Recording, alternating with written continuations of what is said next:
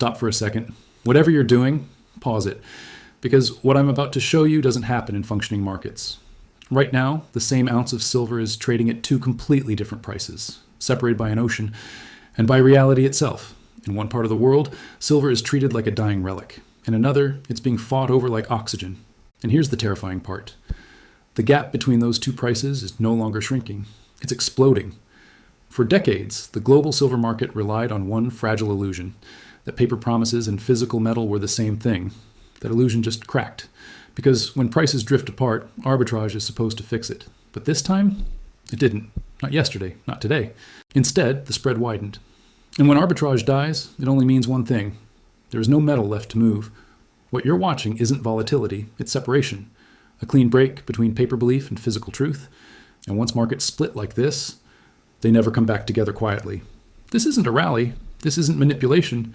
This is the moment the silver market tells you, in numbers, that the system underneath it is failing. For over a century, global commodity markets have obeyed one unbreakable law. A law so reliable it is taught in every economics textbook, a law traders build entire careers on. It's called arbitrage. If the same metal trades at two prices, traders move it. They buy where it's cheap, they sell where it's expensive, and the gap disappears. That's how markets heal themselves, until now. Because today, silver is breaking that law in real time. On one side of the planet, silver trades near $90. On the other, it's trading well over 100. Same atomic structure, same purity, same element, atomic number 47. Yet the gap isn't closing, it's widening. In physics, when a closed system starts behaving unpredictably, scientists get nervous. In markets, when arbitrage fails, it signals something far worse. It means the system isn't stressed, it's broken. Let's be precise. Silver weighs 31.1 grams per troy ounce. It occupies 10.49 cubic centimeters. Shipping it across oceans takes days, not decades. Planes fly daily. Cargo ships never stopped. Logistics didn't fail. Supply did. According to exchange reports, registered silver inventories in Western vaults have fallen below levels last seen during wartime rationing. Publicly reported figures suggest barely 30 million ounces remain registered for delivery. That sounds large. Until you realize paper contracts represent hundreds of millions of ounces, multiple claims, same metal, again and again. This is called rehypothecation, a polite word for overpromising. Nobel Prize-winning economist Paul Samuelson once warned that markets can remain irrational longer than traders remain solvent. But even irrational markets still obey physics. You cannot deliver what does not exist. And now, arbitrage traders are discovering something terrifying. There is no metal to move, no bars to ship, no vaults to drain, no safety valve. The bridge between markets has collapsed. In engineering, when a bridge fails, traffic doesn't slow gradually. It stops instantly. That's what you're seeing now. A widening spread is not volatility. It's evidence. Evidence that the paper price is floating, untethered. Evidence that physical silver has entered price discovery mode. Geologists have warned for years that silver mine supply has peaked. Dr. Keith Barron, former chairman of the Society of Economic Geologists, stated plainly, high-grade silver deposits are becoming increasingly rare. Demand, meanwhile, is accelerating. Solar panels, medical equipment, defense systems, electronics. Silver is not optional. And here's the countdown nobody's talking about. Industrial users don't speculate. They stockpile. When inventories drop below critical thresholds, procurement switches from price-sensitive to price-insensitive, that moment doesn't announce itself. It just happens. And when it does, arbitrage doesn't return. It vanishes. What you're witnessing isn't a price anomaly. It's the first visible crack in a system that assumed paper and physical were interchangeable. They aren't. And once markets learn that lesson, they never forget. For decades, investors were told a simple story. Paper silver and physical silver were the same thing. Different formats, same value, perfect substitutes. That belief held the system together until now. Because today, the market is quietly admitting something it never wanted you to notice. Paper silver and physical silver are no longer married. They are separating. And this divorce is not amicable.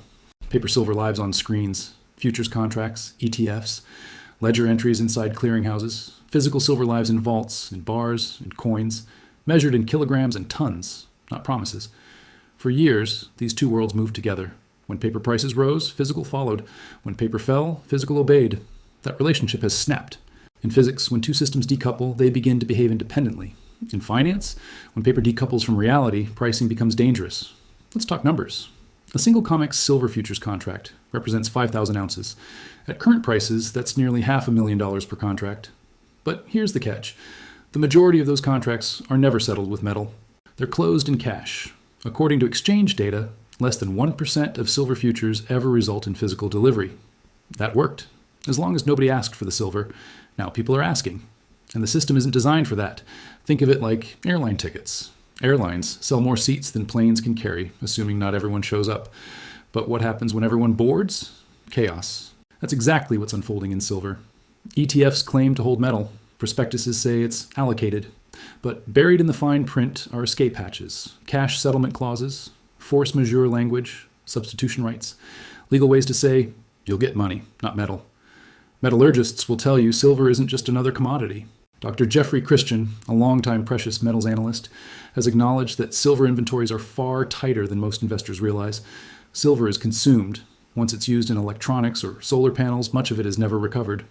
Unlike gold, which sits idle in vaults, silver disappears. And now demand is colliding with that reality. In Shanghai, in Mumbai, in Istanbul. Buyers aren't asking for ETFs. They want bars, they want weight, they want delivery dates. This is where the divorce becomes visible. Paper prices hesitate, physical prices surge, premiums explode. That spread isn't greed, it's a signal. It tells you physical holders no longer trust paper claims.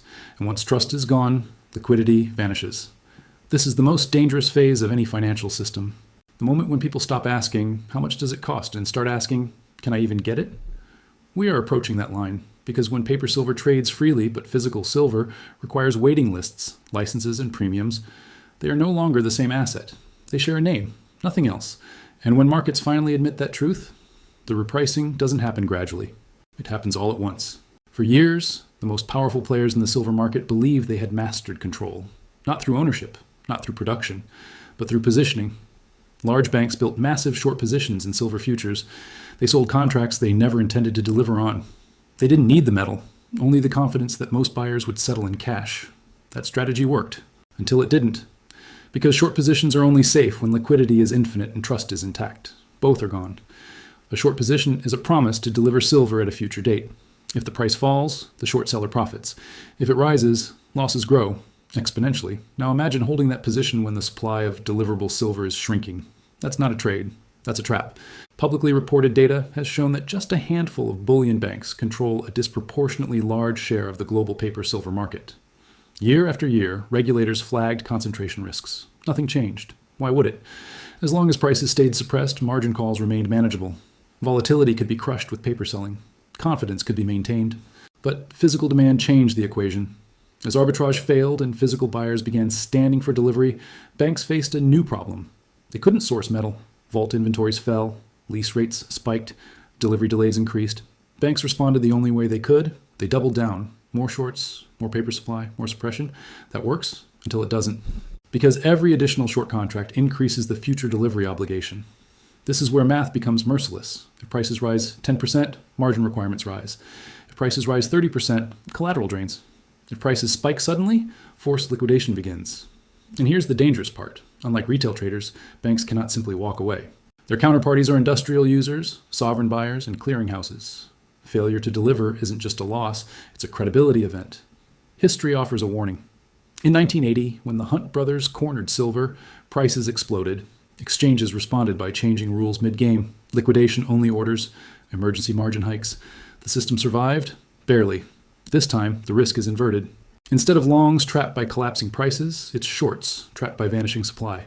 And exchanges have fewer tools left. Margin hikes don't create metal. Rule changes don't refill vaults. Cash settlement doesn't satisfy industrial demand. Banks are discovering something uncomfortable. They don't control the exit. If they rush to cover, prices spike violently. If they wait, delivery failures escalate. If they settle in cash, confidence collapses. Every path leads to the same destination, repricing. That's why price action has become erratic, why volatility appears suddenly, why spreads refuse to close. This is what a trapped market looks like. No clean escape, no quiet unwind. Just rising pressure inside a system built on the assumption that silver would never be scarce. That assumption is now costing billions. And when large institutions are trapped, they don't absorb losses quietly. They pass them on. When markets begin to slip out of control, exchanges reach for the same tools every time. They raise margins, they change rules, they slow trading. These measures are designed to cool speculation and restore order. But what happens when speculation isn't the problem? What happens when scarcity is? A margin hike makes trading more expensive. It forces weaker players out. It reduces leverage. On paper, it sounds stabilizing. In reality, it does nothing to create silver. Over the last several cycles, exchanges have raised margin requirements repeatedly, sometimes overnight. The message is always the same: volatility is dangerous, calm down. But volatility is not the disease here, it's the symptom. Raising margins cannot refill vaults. It cannot accelerate mining timelines. It cannot reverse years of underinvestment in silver production. All it can do is expose who is overleveraged. And that exposure is precisely what the system is trying to avoid. When margins rise, short sellers must post more collateral. That's manageable when prices are flat. It becomes lethal when prices climb and inventories fall. This creates a feedback loop. Prices rise, margins increase, liquidity drains, volatility spikes. Exchanges hope this cycle ends with traders backing away. But physical buyers don't use leverage. Industrial consumers don't trade on margin. Sovereign buyers don't care about futures rules. They care about delivery. That's why margin hikes are failing. Rule changes are failing for the same reason. Exchanges can alter settlement procedures. They can encourage cash settlement. They can delay delivery windows. But every rule change sends a message, whether intended or not. It tells the market that the exchange is under stress. Confidence is the invisible asset holding futures markets together. Once traders believe the rules can change at any moment, liquidity evaporates. And that's exactly what we're seeing. Each emergency measure pushes more participants away from paper and toward physical. Each intervention widens the trust gap. This is not theoretical. During previous commodity crises, including nickel in 2022, emergency rule changes destroyed confidence overnight. Trades were canceled. Markets froze. Participants never forgot. Silver is now approaching that same psychological threshold. The more exchanges interfere, the clearer it becomes that the price is no longer organic. And when prices lose legitimacy, they lose authority. At that point, physical markets take over. Prices are set by availability, not screens. By delivery dates, not tickers. The irony is brutal. The very tools designed to protect the system are accelerating its breakdown. Margin hikes don't reduce demand. They expose weakness. Rule changes don't restore trust. They confirm fear. And once fear enters a market built on paper promises, it spreads faster than any rally. This is why the system is running out of options. Not because regulators lack creativity, but because no rule can manufacture metal. And no policy can force sellers to part with something they no longer trust you to return. While Western markets argue over paper prices, something very different is happening quietly and relentlessly in the East. Silver is leaving, not in headlines, not in panic, but in bulk. For decades, Asia was treated as a price taker. It bought what the West sold. It accepted prices discovered in London and New York. That era is ending. In China, silver is no longer viewed as a speculative asset. It's treated as a strategic input. Solar manufacturing alone now consumes massive amounts of silver, every panel requiring precise quantities that cannot be substituted easily. Medical equipment, electronics, grid infrastructure, and defense technologies are all silver intensive. When supply tightens, Chinese buyers don't wait for futures curves to normalize. They secure material through state-backed enterprises, through long-term contracts, through direct refinery relationships, and they take delivery. India tells a similar story. Silver imports into India have surged during periods when global prices supposedly signaled oversupply. That contradiction confuses Western analysts. It shouldn't. Indian demand is not price-driven, it's availability-driven.